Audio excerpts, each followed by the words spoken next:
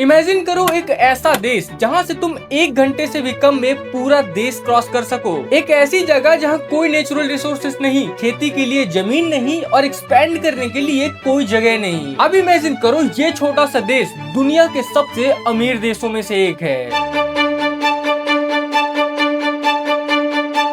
Luxury lifestyle, zero income tax और अर्थ पर सबसे हाई स्टैंडर्ड ऑफ लिविंग। यकीन नहीं होता है ना? लेकिन ये सब इमेजिन करने की जरूरत नहीं है, क्योंकि ये मोनाको की रियलिटी है।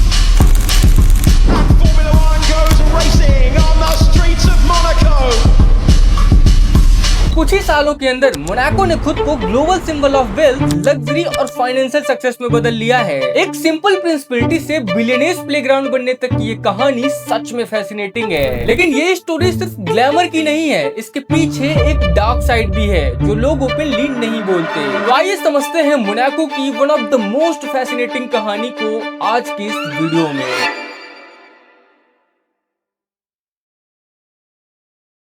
मोनाको दुनिया के सबसे छोटे देशों में से एक है। एक्चुअली वेटिकन सिटी के बाद ये दुनिया का दूसरा सबसे छोटा देश है। इसका टोटल एरिया सिर्फ 2 स्क्वायर किलोमीटर है। पर्सपेक्टिव के लिए ये न्यूयॉर्क के सेंट्रल पार्क से भी छोटा है। फिर भी यहाँ लगभग 39,000 लोग रहते हैं। इसका मतलब है कि मोनाको दुनिया के सबसे ज्यादा पॉपुलेटेड देशों में से एक है। लेकिन शॉकिंग पार्ट ये है कि यहाँ 30% से भी ज्यादा पॉपुलेशन मिलियनेयर है। हाँ, सही सुना, यहाँ पर रहने वाला हर 3 में से एक बंदा लिटरली करोड़पति है। तो इतना छोटा सा देश इतना अमीर कैसे बना?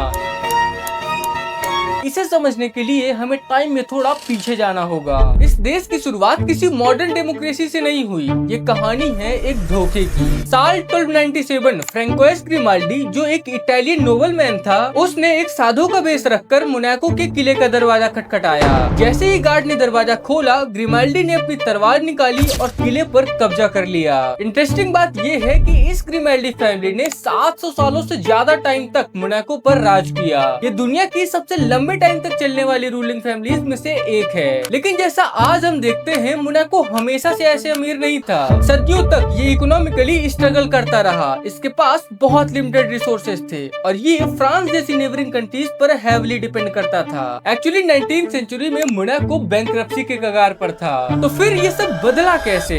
एक्चुअली इस देश का टर्निंग पॉइंट आया 1863 में, जब मोनाको ने कुछ बोल्ड करने का फैसला किया, कुछ ऐसा जो उसके फ्यूचर को हमेशा के लिए बदल देता। उन्होंने एक कैसीनो खोला।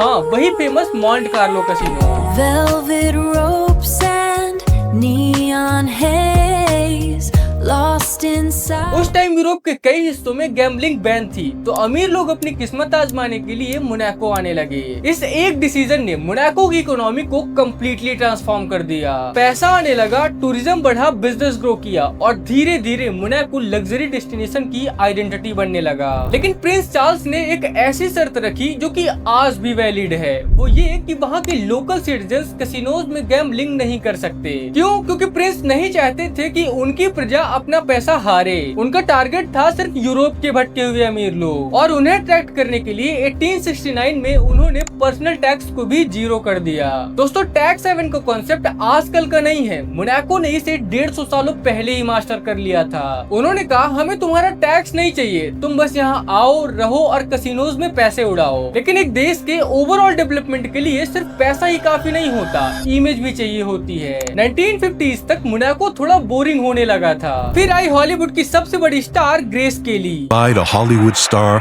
Grace Kelly. उनकी शादी प्रिंस राइनर से होना कोई नॉर्मल शादी नहीं थी।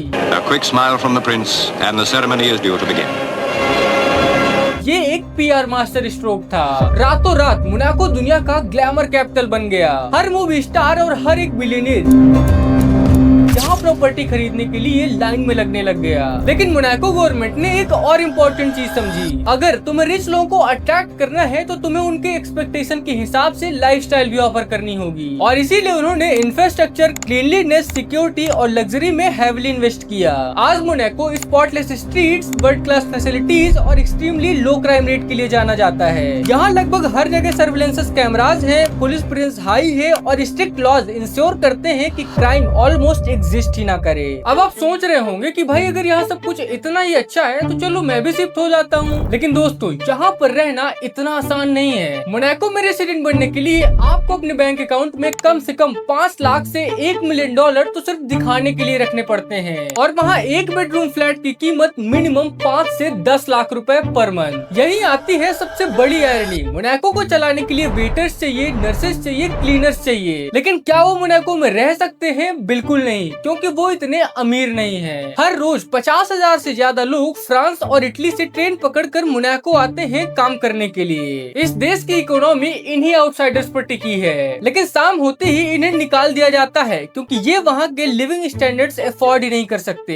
ये एक ऐसा देश है जहाँ काम करने वाले लोग वहाँ के नागरिक नहीं बन सकते। मोनाको के सक्सेस के पीछे एक और इम्पोर्टेंट फैक्टर है स्पेस का स्ट्रेटेजिक यूज। क्योंकि ये देश इतना छोटा है इसीलिए यहाँ की जमीन एक्सट्रीमली वैल्यूएबल है, तो बाहर एक्सपेंड करने की जगह मोनाको ने ऊपर एक्सपेंड किया और समंदर में भी। मोनाको मेडिटेरियन सी से जमीन रिक्लेम कर रहा है अपना साइज बढ़ाने के लिए। High rise building, luxury apartments और मॉडर्न इंफ्रास्ट्रक्चर ने मोनाको को इतने छोटे साइज के बावजूद भी ज्यादा लोगों को अकोमोडेट करने में हेल्प की। टूरिज्म भी मोनाको की इकोनॉमी में एक बड़ा रोल प्ले करता है। यहाँ पर हर साल लगभग 3.5 लाख से भी ज्यादा टूरिस्ट आते हैं। मोनाको ग्रैंड प्रिक्स जैसी इवेंट्स दुनिया भर से विजिटर्स को अट्रैक्ट करती हैं। लग्जरी याट्स हार्बर्स में भरी रहती हैं। High and hotels fully capacity पर चलते हैं और पूरा देश ग्लोबल अटेंशन का हब बन जाता है। ये सिर्फ रेवेन्यू नहीं बढ़ाता, मोनाको की इमेज को प्रेस्टीज के सिंबल के रूप में और भी स्ट्रॉन्ग करता है। अब तुम्हारे मन में एक सवाल आया होगा कि अगर ये देश टैक्स पर डिपेंड नहीं है तो फिर यहाँ की गवर्नमेंट पैसे कैसे कमाती है? Monaco tourism, casinos, real estate और बिजनेस एक्टिविटीज से रेवेन्यू कमाता है। गवर्नमेंट कंपनीज और कुछ स्पेसिफिक सेक्टर्स पर भी टैक्स लागू करती है, और क्योंकि मोनाको इतने अमीर लोगों को अट्रैक्ट करता है इसीलिए यहाँ की इकोनॉमी स्ट्रॉन्ग और सेल्फ सस्टेनिंग बनी रहती है। लेकिन यहाँ पर एक सवाल उठता है, आखिर इस देश में इतनी वेल्थ आती कहाँ से है? और क्या यहाँ पर मौजूद हर एक रुपया या यूरो ऑनेस्टली कमाया गया होता है? ये वो हिस्सा है जो मोनाको की शाइनी इमेज के पीछे छुपा हुआ है। दोस्तों ये देश सिर्फ एक लग्जरी डेस्टिनेशन नहीं है। कई एक्सपर्ट्स और इंटरनेशनल ऑर्गेनाइजेशन के मुताबिक ये दुनिया के सबसे बड़े मनी लॉन्ड्रिंग हब्स में से एक है। लेकिन पहले समझते हैं कि ये मनी लॉन्ड्रिंग आखिर होती क्या है। मान लो किसी ने काला धंधा किया, करप्शन, टैक्स चोरी, ड्रग मनी या फिर किसी भी लीगल सोर्स से।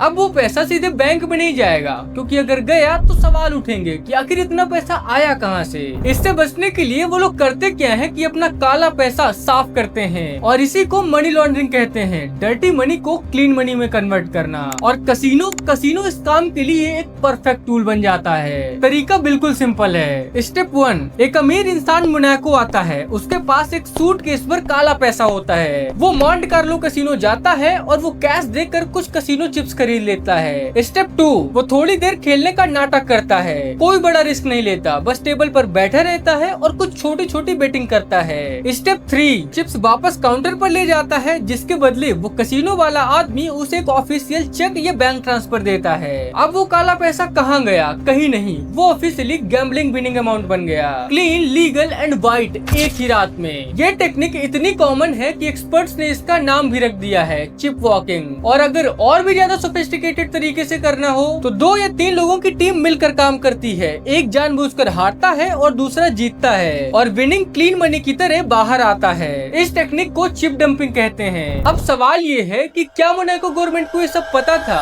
यहाँ पर कहानी और भी इंटरेस्टिंग हो जाती है। साल 2000 में फ्रांस के 2 पार्लियामेंट्रियन अर्नॉल्ड मॉन्टबर्ग और विंसेंट पायलट ने एक रिपोर्ट पब्लिश की। उस रिपोर्ट में उन्होंने डायरेक्टली एलिगेशंस लगाया कि मोनाको में मनी लॉन्ड्रिंग के लिए डिलिबरेटली टैक्स पॉलिसीज रखी गई हैं, और खुद मोनाको की गवर्नमेंट जुडिशरी पर प्रेशर डाल रही थी ताकि केसेस प्रॉपरली इन्वेस्टिगेट ना हो सके। 2022 में यूरोप की एंटी मनी लॉन्ड्रिंग बॉडी मनीवाल ने अपनी ऑफिशियल रिपोर्ट में कहा कि मोनाको में मनी लॉन्ड्रिंग के केसेस प्रॉपरली प्रोसिक्यूट नहीं हो रहे, सैंक्शंस वीक हैं और कसीनो सेक्टर्स के सस्पिशियस ट्रांजैक्शंस रिपोर्ट्स बहुत कम आ रही हैं, जबकि कसीनो एक हाई रिस्क जोन है। और फिर आया जून 2024 का वो मूवमेंट जब दुनिया की सबसे respected financial watchdog financial action task force यानी FATF ने मोनाको को अपनी ग्रे लिस्ट में डाल दिया। ग्रे लिस्ट मतलब ये देश मनी लॉन्ड्रिंग और टेररिस्ट फाइनेंसिंग रोकने में फेल हो रहा है, और इसको इंक्रीज मॉनिटरिंग की जरूरत है। सोचने वाली बात है, वो देश जो दुनिया को अपनी सेफ्टी और सिक्योरिटी का मॉडल दिखाता है, वो ग्लोबली अपने फाइनेंशियल क्राइम के लिए मॉनिटर हो रहा है। लेकिन मोनाको मोनाको इस सब के बावजूद भी सरवाइव और थ्राइव करता है, क्योंकि इसके सिस्टम को एक्चुअली